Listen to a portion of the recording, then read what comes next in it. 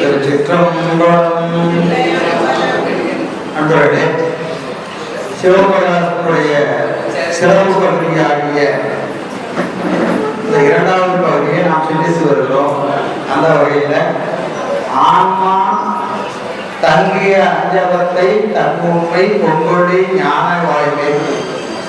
நாம் ஆன்மாவின் இலக்கணம் பார்த்தோம், 5 அவத்தை பார்த்தோம்.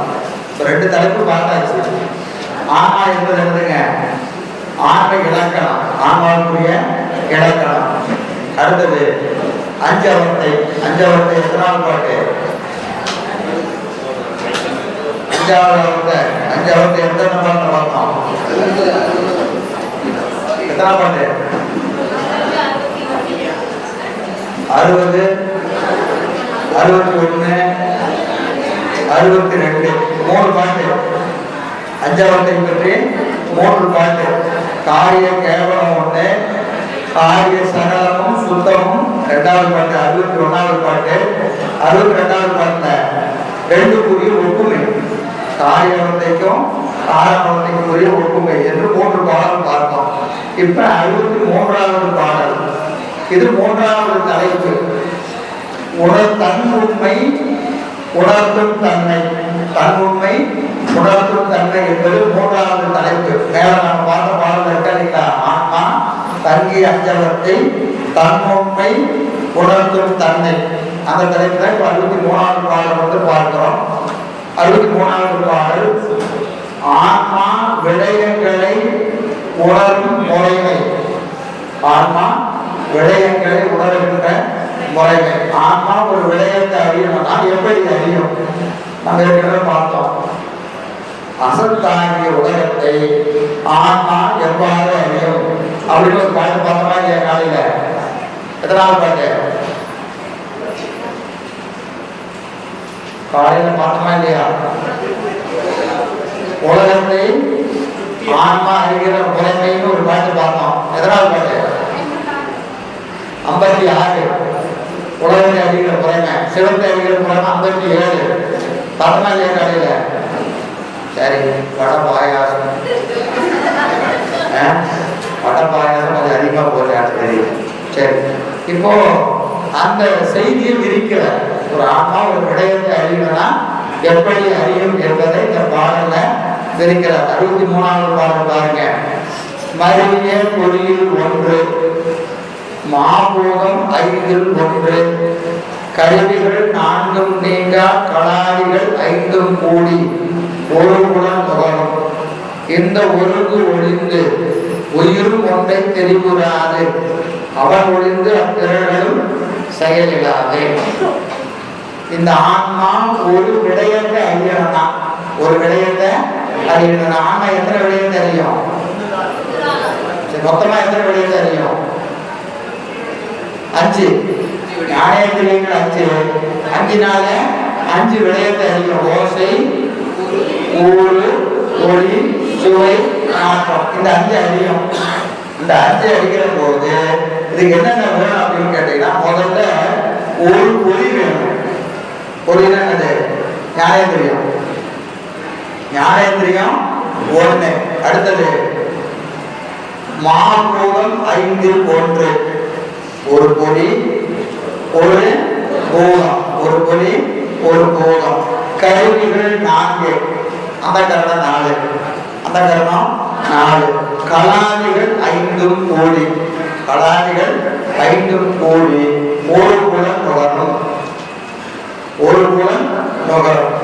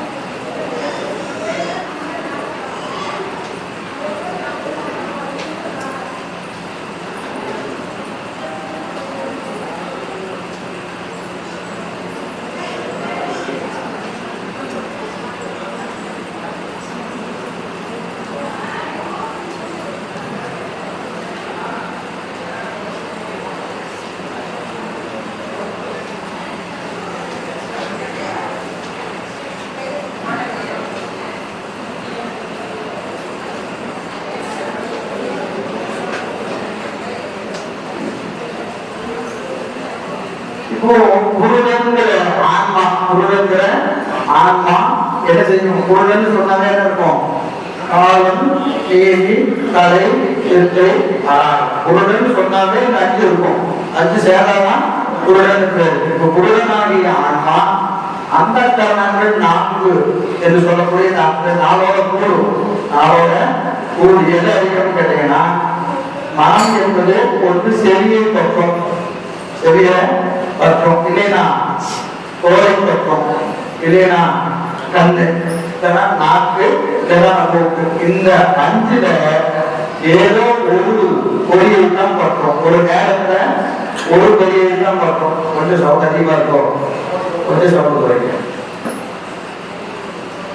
ஒரு நேரத்துல ஒரு பொறியை தான் பற்றும். அது ஒளியை பற்றுகிற போது ஒரு பூதத்தை பற்றிட்டு இருக்கும். பூதத்தின் குணமாகிய எதையும் ஓசை, அப்புறம் ஊழு, அடுத்தது ஒளி, சுவை, நாற்றம்.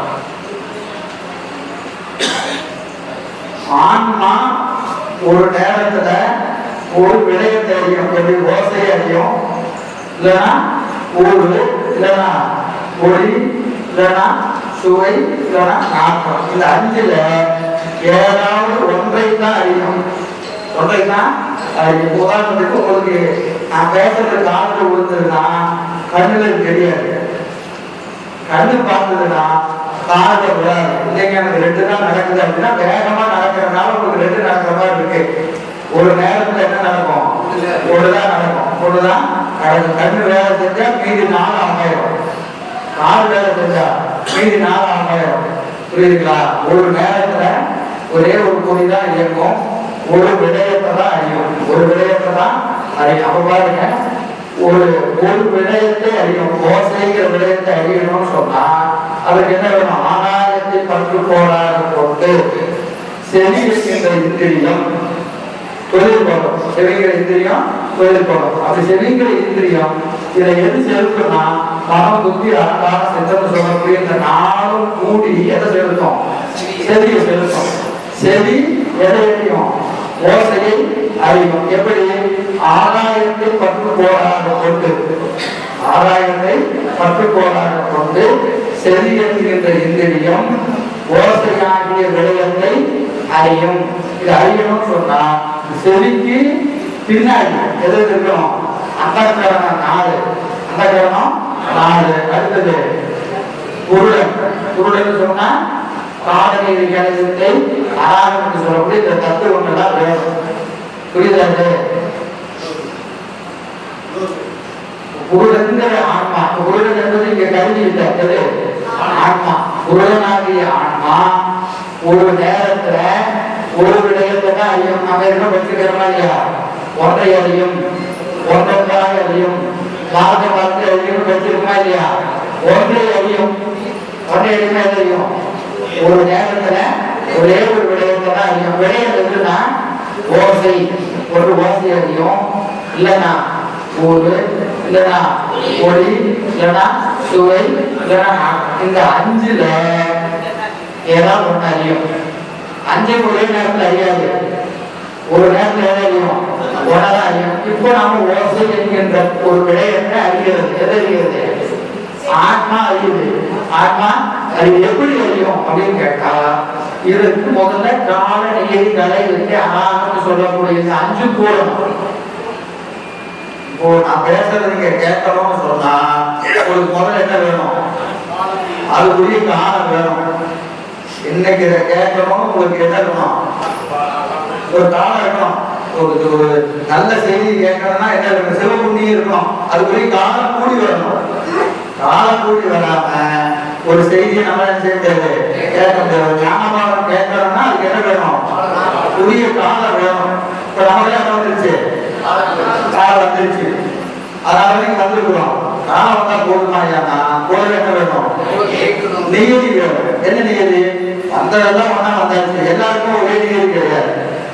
சிலருக்கு மொத்தமா புரியும், சிலருக்கு பாதி புரியும், சிலருக்கு கொஞ்சமா புரியும், சிலருக்கு கொஞ்சம் புரியாது. இது நீங்க இப்ப காலம் எல்லாருக்கும் வந்தாச்சு, எல்லாருக்கும் காலம் வந்ததுனால இங்க இருக்கிறோம். ஆனா நீதி எப்படி இருக்கு?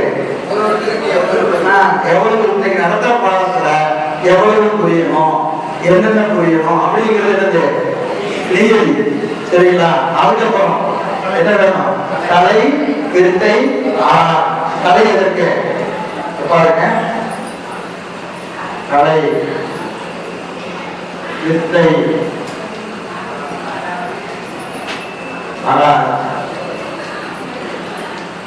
இது விருப்பம், இது அறிவு, இது செயல். அறிவு, இச்சை, செயல். ஆன்மாவுக்கு அறிவு, இச்சை, செயல் இருக்கா இல்லையா? ஆன்மாவுக்கு அறிவு, இச்சை, செயல்னு 3 இருக்கு. இந்த 3ஐயும் விளக்கிறதுக்கு 3 கருவி. அறிவை விளக்கிறதுக்கு என்ன செஞ்சிருக்கிறாரு? வித்தைன்னு ஒரு கருவி கொடுத்திருக்கிறார். அதே மாதிரி விருப்பத்தை விளக்கிறதுக்கு ஒரு கருவி கொடுத்திருக்கிறார். சரிங்களா? செயலுக்கு கலைன்னு ஒரு கருவி கொடுத்திருக்கிறார். இப்போ அந்த வித்தை என்கின்ற கருவி எவ்வளவு தொழில் செய்யுதோ அதுக்கு தொடர்பாக நம்ம அறிவு வளர்க்கலாம். திருப்பி நான் வகுப்புக்கே வரேன். வகுப்பு வச்சு அந்த வகுப்புலேயே குடிச்சிடும். சரிங்களா? வகுப்பு வந்தாச்சு, கேட்கலாம். கேட்கிற போது நமக்கு எவ்வளவு புரியுதுன்னு இருக்கா இல்லையா? ஏன் புரியல? அறிவு விளக்கல. ஏன் புரிஞ்சுது? அறிவு விளக்கி இருக்கு. அறிவு விளக்கிறதும் விளக்காததுக்கு வெறுப்புரை செய்து கொண்டிருக்கிறது இந்த வித்தைங்கிற கருவி. வித்தைங்கிற கருவி எவ்வளவு வேலை செய்யுதோ அதுக்கு தகுந்த மாதிரி என்ன ஆகும்? அறிவு விளக்கணும். இப்ப வித்தை என்பது எல்லாருக்கும் ஒரே மாதிரி இருக்குமா? இருக்காது. ஒரே ஆளுக்கே ஒரே மாதிரி இருக்காது. எது இங்க வந்து உட்காந்து பார்த்தா ஒண்ணும் புரியல, படத்துக்கு போனா தூக்குறா புரியுது. அங்க அறிவு நல்லா வேலை செய்யுது, இங்க வந்தா அறிவு வேலை செய்யல. அப்போ அதே கருவிதான், அந்த கருவி அங்க நல்லா வேலை செய்யுது, இங்க வந்தா வேலை செய்யப்படுது. தேவாலயத்தை 100 தடவை கேட்டாலும் 40 ஆகிடுது. சினிமா பார்த்து 1 தடவை கேட்டா 40 ஆயிடும். புரியுதா? அறிவு என்னது? அதுல அறிவு நல்லா வேலை செய்யுது, இங்க அறிவு வேலை செய்ய மாட்டேங்குது. ஐ லெவல்ல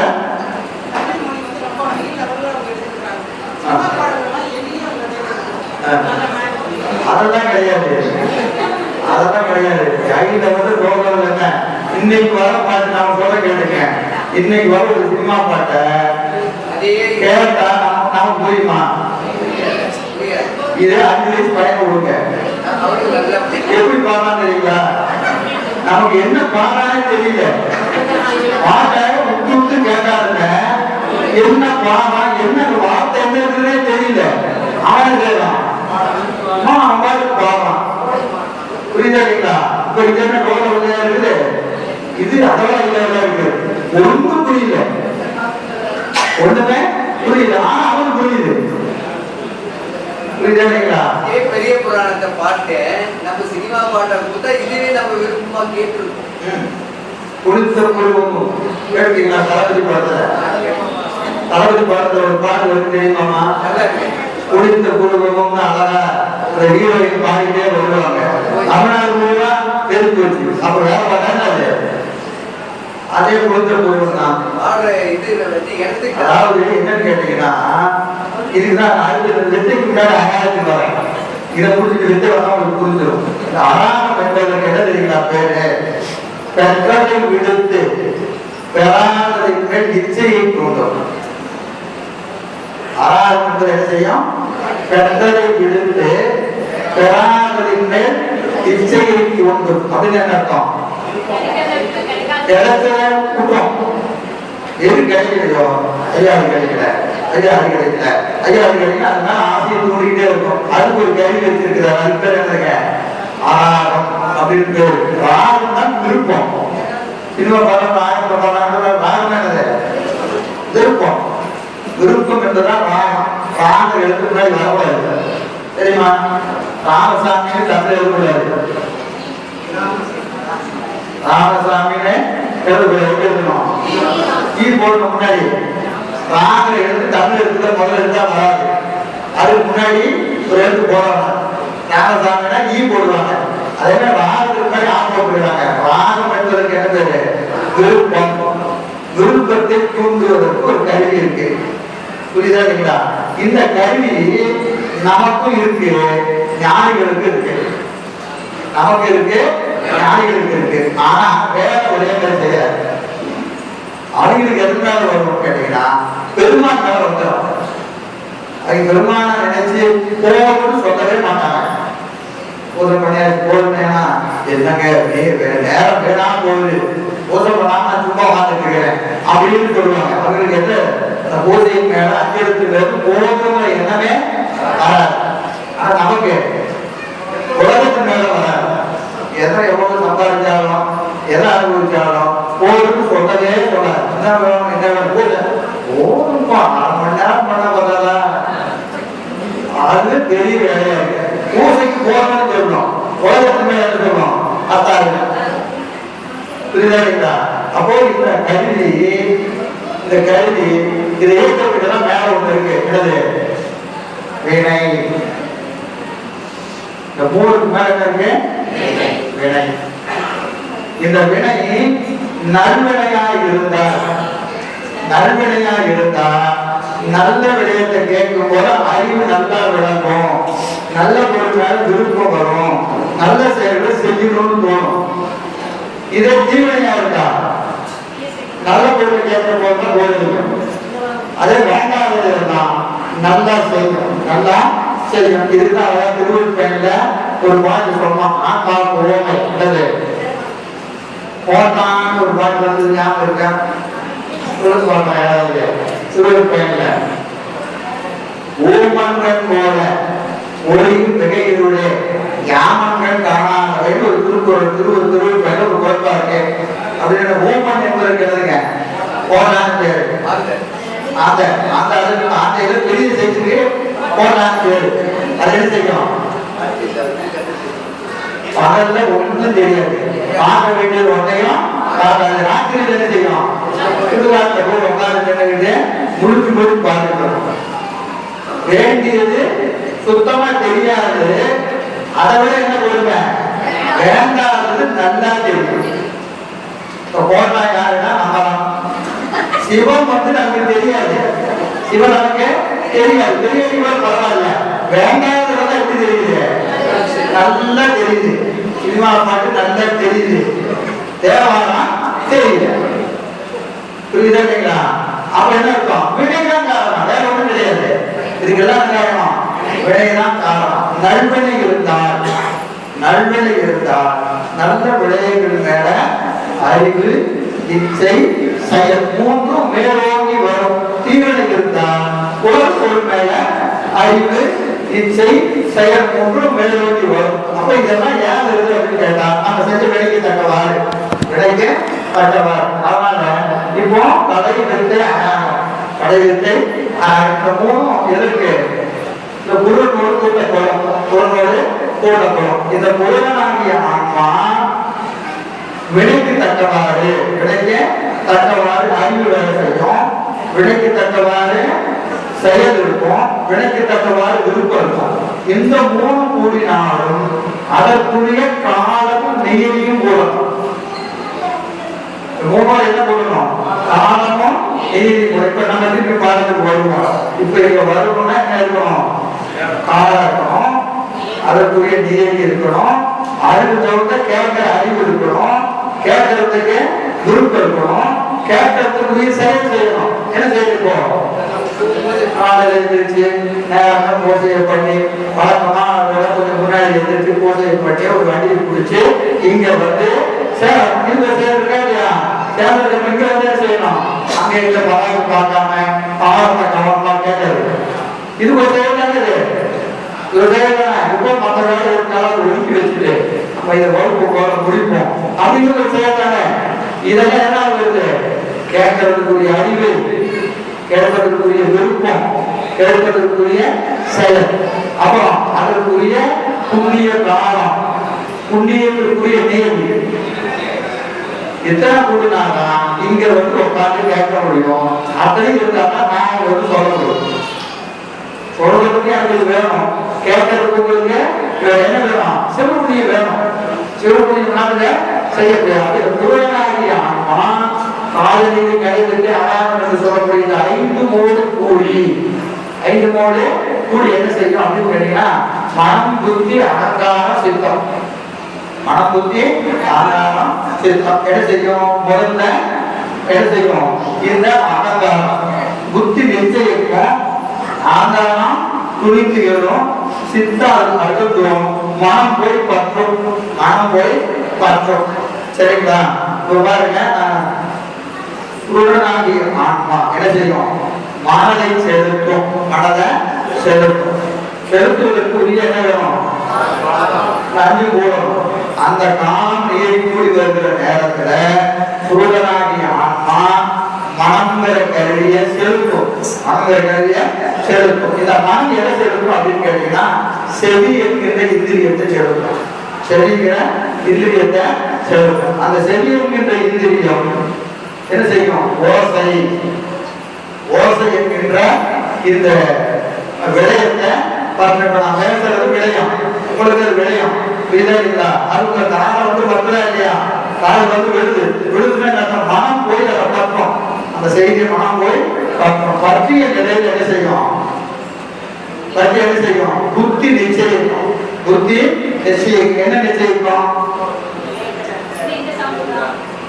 வேணுமா வேண்டாமா, கேட்கலாமா, அதான் இருக்கிறப்ப விட்டுருவோம், போனா போகணும் அப்படிங்கிற இதெல்லாம் என்ன செய்யும்? புத்தி நிச்சயிக்கும். புத்தி நிச்சயிக்கும். அப்ப என்ன செய்யும்? ஆங்காரம் புரிந்து வரும். அந்த அறுபது என்ன சொல்லுச்சு அப்படின்னா 61 எங்க 60 வருது? புத்தி நிச்சயத்தான் என்ன செய்யும்? எடுப்பான். அந்த 22ஆம் படத்துல இருக்கு. அவன் நிச்சயத்தான் எடுக்க முடியும். புரியுதா? அப்ப என்ன செய்யணும்? ஆங்காரம் துணிந்து எழும், சித்தம் அதுல போய் அழுத்தும். அந்த விடயத்துல அடுத்து கேட்கிற போது நமக்கு ஒரு மகிழ்ச்சியோ விருப்பமோ வெறுப்போ ஏதோ அனுபவ நிகழ்வுதான் இல்லைங்களா? அது என்னது? சித்தம் அழுந்தது. சித்தம் அழுத்தம். அப்போ ஆன்மா என்கின்ற இந்த உடல் ஒரு விடயத்தை அனுபவிக்கிறேன்னா மேல 5 கருவி வேணும்.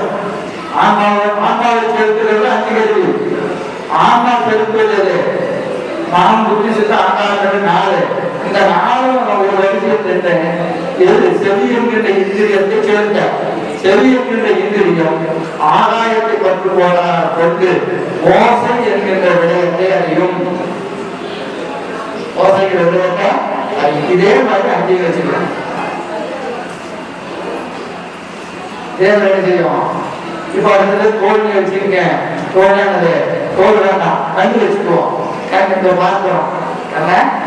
இப்போ கண்ணு ஒரு பார்வை ஒரு பொருள் வருதுன்னா அதுக்கு என்ன செய்யலாம்? பார்க்கறதுக்குரிய காலநீதி கலைஞர்கள் போடணும், அந்த கலைஞர்கள் போடணும்.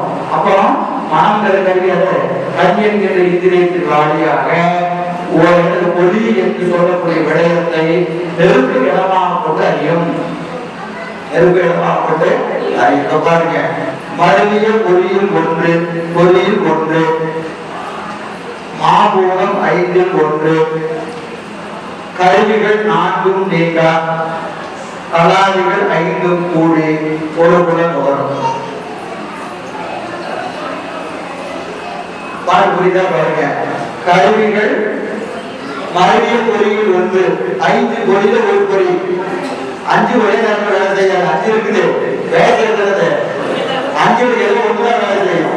மருவிய பொறியில் 1, மாபூதம் 5ல் 1, கருவிகள் 4ம் நீங்கா, கலாறுகள் 5ம் கூடி ஒருபுடன் நுகரும். ஒருபுடன் நுகரும்.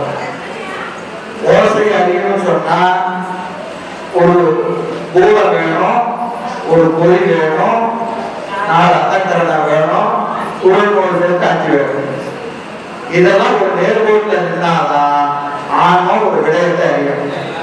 ஒரு விடயத்தை இது வெளியே சொன்னாலும் இதுக்கு மேல எனக்கு சிவதத்துவங்கள் 5 இருக்கு. சிவதத்துவங்கள் 5 இருக்கு. அது பாடல இல்லை, நானே அதை வர்ணிச்சுக்கணும். சிவதத்துவங்கள் 5 செலுத்தனா இதெல்லாம் இயங்கும். சிவதத்துவம் செலுத்தனா இயங்க 5 இதுல 7 புருடன் சொன்னாலே 5, மாயை ஒரு கூட்டி 6, புருடனோடு சேர்த்து 7. சுத்தம் 5, வித்தியாசங்கள் 7. சரிங்களா? அடுத்தது அந்தக்கரணம் 4, 5, இதுல 7, இதுல 4, செவியில 1, ஆகாயத்துல 1, மொத்தத்துல 12, 13, 14, 18 கருவிகள் ஒரு வரிசையில நின்னாலாம் ஒரு விலையம் அறியும். ஒரு விலையம் அதை சுத்தத்தை விட்டுட்டீங்கன்னா 13 கருவிகள் நிற்கணும் ஒரு நேர்கோட்டில். ஒரு நேரத்துக்கு ஒரு விடயத்தை அறியணும்னா ஆன்மாவுக்கு எத்தனை கருவி நிற்கணும்? 13 கருவி நேர்கோட்டில் நின்னாதான் ஒன்ன அறியும். ஒன்ன அறியும். இதுக்கு பின்னாடி இருக்கிறது என்னது? வினை. நேர்கோட்டில் நிற்கிறதுக்கு என்ன இருக்கணும்? வினை இருக்கணும். அது நல்வினையும் நிற்கும், தீவினையும் நிற்கும். நல்வினைன்னா நல்ல விடயத்தை அறியும், தீவினை இருந்தா தீய விடயத்தை அறியும். அப்ப வினைகளை செலுத்துவது எது? திருவருள். வினைகளை செலுத்துவது திருவருள். அப்ப திருவருள் வினை வழியாக ஆன்மாவை 13 கருவிகளை கூட்டி நிறுத்தி ஒரு விடயத்தை அனுபவிக்க வைப்பாங்க. நீங்க பார்க்கறது ஒவ்வொரு கணமும் இது நிகழ்ந்து கொண்டு இருக்கிறது. இது ஏதோ எண்ணிக்கோள் தான் நிகழ்வு இல்லை. இப்போ ஒவ்வொரு கணமும், ஒவ்வொரு சொல்லும், ஒவ்வொரு எழுத்தும் இந்த 13 நேரில் நின்னாதான் நிகழும். நான் பேசணும்னா எனக்கு அந்த சொல்லுக்கு 13 கருவி நிக்கணும். கேட்கறதுக்கு 13 கருவி நிக்கணும். இது இருந்தாதான் நான் பேச முடியும், நீங்க கேட்க முடியும். இதுல எது பரிசை மாறினாலும் அதுக்கு திருவள்ளுவர் சம்மதப்பதைன்னு அர்த்தம். புரியுதா இல்லைங்களா? நம்ம ஒரு குறிப்பு எடுத்துட்டு வருவோம், எடுத்துட்டு வந்ததை நீங்க பேச மாட்டோம். ஏன் பேசல? திருவள்ளுவர் சம்மதம் இல்லைன்னு அர்த்தம். எடுக்காதத பேசுவோம், எடுத்ததை பேச மாட்டோம். அதற்கு காரணம் என்னது? திருவள்ளுவர் சம்மதம் இல்லை. அதுக்குரிய வினை இல்லை, அதுக்குரிய காரணம் ஏதோ ஒன்றும் இல்லை. அதுக்கு யாருக்கு இல்லைன்னா உங்களுக்கு இல்லாம இருக்கலாம், இல்லை எனக்கு இல்லாம இருக்கலாம். ரெண்டு எதிரி நான் என்ன வராது, அந்த செய்தி அன்னைக்கு வந்து சேராது. எனவே இதுதான் இந்த பாட்டு. ஆனா விடயங்களை அறியும் முறைமை, விடயங்களை அறியும் முறைமை. பாட்டு புரிஞ்சுதாங்க?